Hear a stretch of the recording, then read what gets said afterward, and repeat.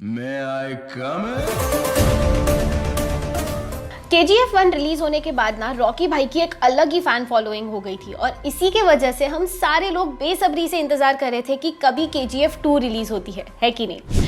पर क्या आप जानते हैं कि KGF 2 रिलीज होने के कुछ हफ्तों पहले रॉकी भाई के ऐसे 1000 NFTs निकले थे और चौंकाने वाली बात यह है कि ये 1000 NFTs में से 500 NFTs सिर्फ और सिर्फ 10 मिनट्स में सोल्ड आउट हो गए। अब ये तो हो गई KGF की बात। इसके अलावा आप ये इमेज देखिए, ये इमेज बेचा गया था NFT के द्वारा $91.8 मिलियन के लिए। ये इमेज देखिए, ये इमेज बनाया था बीपल नाम के एक फेमस आर्टिस्ट ने, जिन्होंने ये इमेज NFT के द्वारा बेचा $69.3 मिलियन के लिए। जैक डॉर्से ने उनका सबसे पहला ट्वीट बेचा $2.9 मिलियन के लिए। और इसी तरह रोज दिन पर दिन इतने सारे NFTs के न्यूज़ हम सुनते हैं। लोग मिलियंस ऑफ डॉलर्स कमा रहे हैं, पर बहुत सारे लोग ऐसे हैं जिन्हें अब तक NFTs के बारे में ही नहीं पता है। तो इसीलिए आज के इस वीडियो में हम NFT के बारे में सब कुछ डिकोड करेंगे। हेलो दोस्तों, मेरा नाम है क्लारिस और स्वागत है आपका आज के इस नायाब वीडियो में, जहां हम NFTs के बारे में सब कुछ जानेंगे। इस वीडियो में हम कवर करेंगे NFTs क्या होते हैं, ये किस तरह से काम करते हैं, और फिर मैं आपको बताऊंगी कि क्या फ्यूचर है NFTs का। तो चलिए इस वीडियो की शुरुआत करते हैं।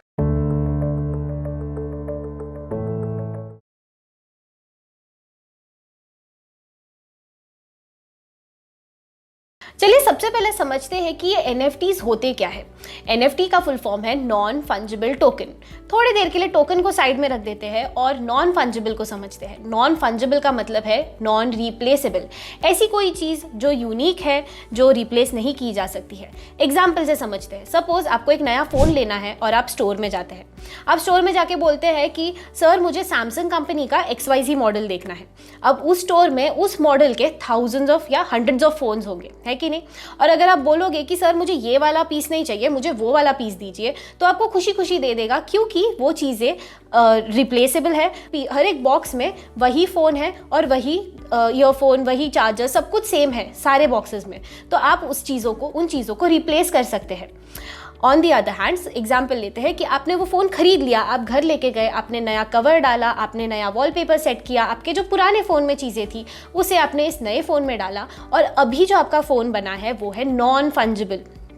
मतलब अभी हो गया है ये नॉन रिप्लेसेबल, क्योंकि दुनिया में ऐसा और कोई फ़ोन नहीं है जिसमें यही वॉलपेपर हो, यही कवर हो और वही डेटा उसमें हो। तो ये आपका जो फ़ोन है वो हो गया नॉन फंजिबल, वो हो गया यूनिक। एक और एग्जाम्पल से समझते हैं। अभी सपोज मेरे पास एक 100 रुपीज़ का नोट है। अगर मैं मार्केट में जाके किसी को भी बोलती हूँ कि सर आप मेरा ये 100 रुपीज़ का नोट लो और आपका जो 100 रुपीज़ का नोट है वो मुझे दे दो, तो वो खुशी खुशी मुझे दे देगा, क्योंकि दोनों की सेम वैल्यू है। वैसे ही मैं कितनी बार वो 100 रुपीज़ का नोट चेंज कर सकती हूँ, क्योंकि वो रिप्लेसेबल है। ऑन दी अदर हैंड, ये पेंटिंग देखिए। ये पेंटिंग तो हम सब लोग जानते हैं किसने बनाई है, हमारे प्यारे मजनू भाई ने, है कि नहीं।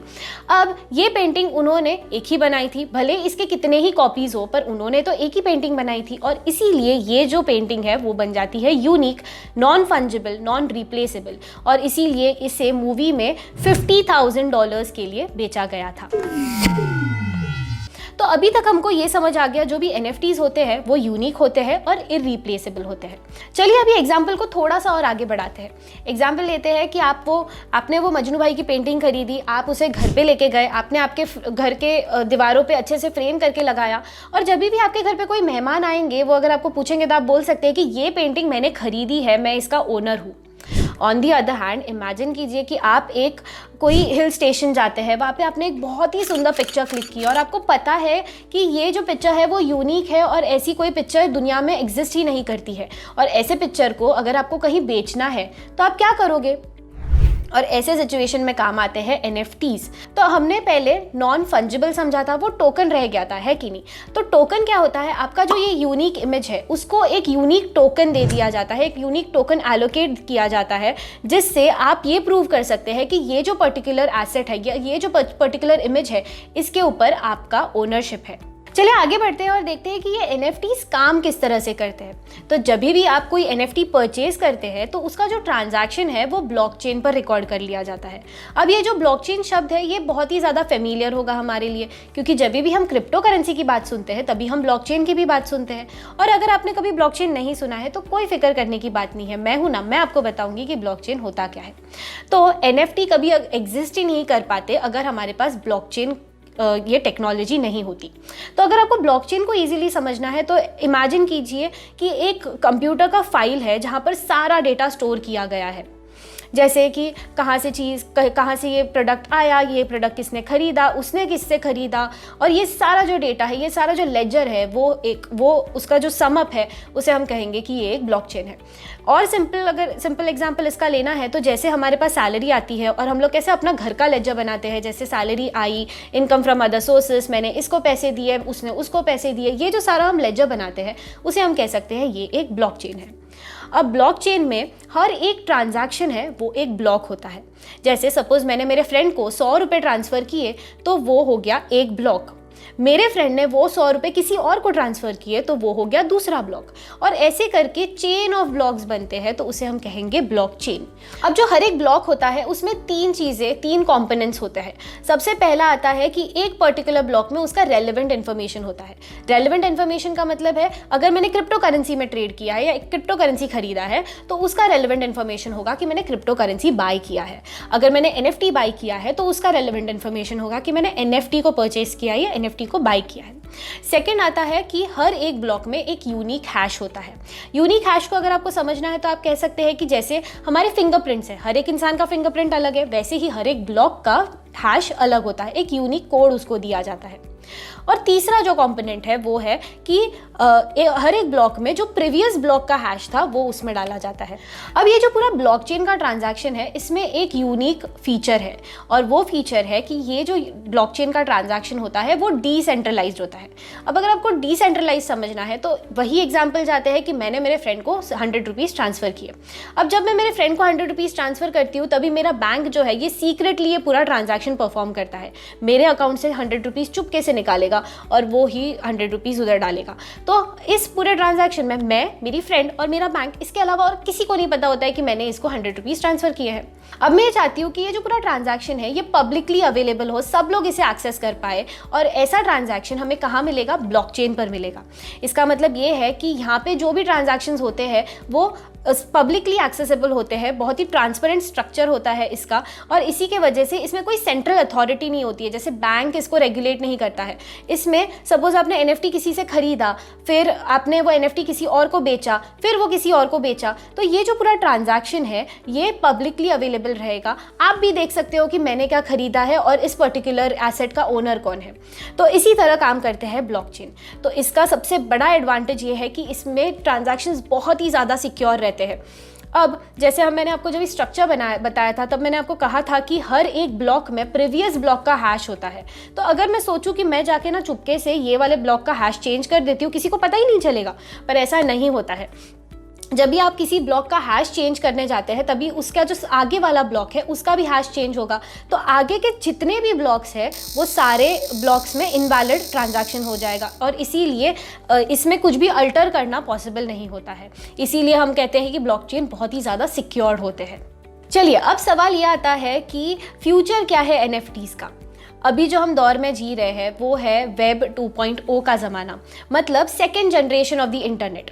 और अगर हम फर्स्ट जनरेशन की बात करेंगे तो फर्स्ट जनरेशन कैसा था? 1990s के ज़माने में हम लोग क्या करते थे? सिर्फ इंटरनेट को यूज़ करते थे डेटा कंज्यूम करने के लिए, कुछ नई चीज़ सीखने के लिए। इवेंचुअली हमारे पास फेसबुक और इंस्टाग्राम जैसे प्लेटफॉर्म आए जिसमें से हम इंटरैक्ट कर सकते थे एक दूसरे से, और फेसबुक और इंस्टाग्राम ऐसे जो प्लेटफॉर्म्स है ये हमसे भी डेटा कलेक्ट किया करते थे। तो अगर आपको कोड्स देखना पसंद है तो वो आपको कोड्स का रिकमेंडेशन देगा, अगर आपको नेचर वाली चीज़ें पसंद है तो आपको वो नेचर का डेटा दिखाएगा। तो ऐसे करके वो हमारा डेटा कलेक्ट करते हैं। आज के ज़माने में जो हमारा वेब 2.0 का ज़माना है वहाँ पे हमारा डेटा कलेक्ट किया जाता है, और वो डेटा वो लोग यूज़ करते हैं हमें ही रिकमेंडेशंस दिखाने के लिए। अब NFTs का जो ज़माना आएगा वो होगा वेब 3.0 का ज़माना। अभी करंटली क्या हो रहा है, अगर मैं अभी ये वीडियो रिकॉर्ड कर रही हूँ, मैं ये वीडियो YouTube के लिए रिकॉर्ड कर रही हूँ, जब ये वीडियो लाइव जाता है तभी ये जो पर्टिकुलर वीडियो है इस पर मेरा अथॉरिटी नहीं होता है, मैं इसकी ओनर नहीं होती हूँ। इसका ओनर कौन होगा? YouTube। उसका एल्गोरिदम सेट करेगा कि ये वीडियो कितने लोगों को दिखेगा, ये वीडियो में कुछ सेंसर्ड कंटेंट है तो वो निकाल देंगे, ये वीडियो को लोग ब्लॉक कर सकते हैं, कुछ भी कर सकते हैं, है कि नहीं? तो ये पूरा जो मैंने क्रिएट किया हुआ वीडियो है ये अल्टीमेटली उनके ओनरशिप में जाता है कि नहीं। अब जब भी वेब 3.0 आएगा तभी मैं चीज़ों को खुद से ओन कर सकती हूँ। मतलब मैं ये वीडियो का एक NFT ले सकती हूँ कि ये वीडियो पे मेरा ओनरशिप है, इसमें इसको कंट्रोल करने का मेरा अथॉरिटी है, इसको कितना मोनेटाइज करना है ये भी मेरा अथॉरिटी है। तो कोई भी एक सेंट्रलाइज्ड कंपनी जैसे फेसबुक या इंस्टाग्राम, ऐसी कोई भी सेंट्रलाइज्ड कंपनी मेरे कंटेंट को लिमिट नहीं कर सकता है। अब ये जो ज़माना होगा उसे हम कहेंगे वेब 3.0 का ज़माना, जहाँ पर आप ब्लॉकचेन के मदद से आप क्रिप्टो करेंसीज में ट्रेड कर सकते हैं, आप NFT से एक पर्टिकुलर एसेट पे अपना ओनरशिप बता सकते हैं। इसके अलावा आप मेटावर्स की ज़िंदगी में जी सकते हैं। आपको अगर मेटावर्स में किसी चीज़ का ओनरशिप प्रूव करना है, कोई डिजिटल एसेट का ओनरशिप प्रूव करना है, तो वो आप खरीदोगे NFT से। और इसी तरह का होगा ये पूरा का पूरा वेब 3.0 या new generation of the internet का ज़माना। तो ये जो पूरी सारी चीज़ें हैं ये अभी डेवलपमेंट फेज़ पर है, पर ये बहुत ही इंटरेस्टिंग टॉपिक होने वाला है। देखते हैं कि ये किस तरह से इवॉल्व होगा। आज के इस वीडियो के लिए इतना ही। अगर आपको ये टॉपिक इंसाइटफुल लगा होगा, इंटरेस्टिंग लगा होगा, तो इस वीडियो को लाइक कीजिए, सैमको सिक्योरिटीज़ के यूट्यूब चैनल को सब्सक्राइब कीजिए। मैं आपको मिलूंगी अगले वीडियो में अगले इंटरेस्टिंग टॉपिक के साथ। तब तक के लिए टेक केयर।